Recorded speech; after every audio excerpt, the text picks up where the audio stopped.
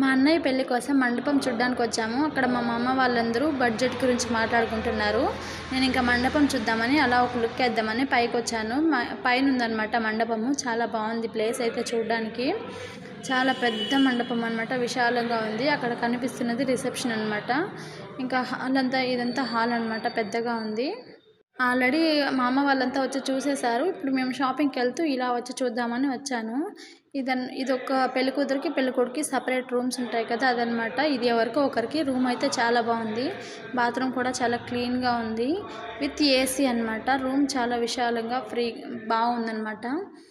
ఇంకా ఇదంతా డీజే అనమాట. డీజే అరేంజ్ చేసుకుంటే ఈ ప్లేస్ అనమాట.